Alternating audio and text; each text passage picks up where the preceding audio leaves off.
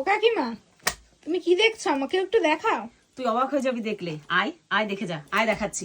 এখানে বস, এই দেখ দেখ, দেখেছিস? এটা হচ্ছে সেই পুরোনো দিনের টাকা, পুরোনো দিনের পয়সা, টাকা নয়, সব পয়সা, সব রকম পয়সাগুলো এখানে রাখা আছে।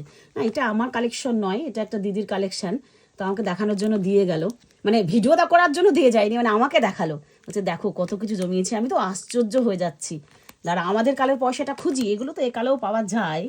এই দেখ, আমাদের কালের 10 পয়সা, দেখেছিস? এই 10 পয়সা যদি তখন কেউ হাতে দিত, আইসক্রিম হয়ে যেত 10 পয়সায়।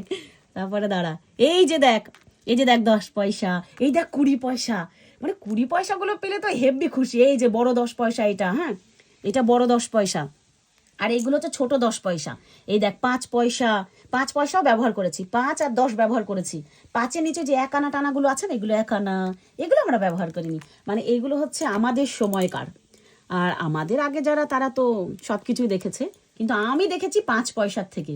আমি কি আজকের, তাই না? দেখ ভালো লাগছে না দেখতে? একদম খুব সুন্দর লাগছে। মানে এই কালেকশন দেখে আমি ফিদা। আবার বইটাতে কত সুন্দর করে মানে রেখে দিয়েছে, প্রফেশনাল কয়েন কালেকশন বুক। বাপরে বাপ, বুক দেখ, সত্যি ক্ষমতা আছে। মানে কি বলবো, এরকম কালেকশন মানে সচরাচর সম্ভব নয়।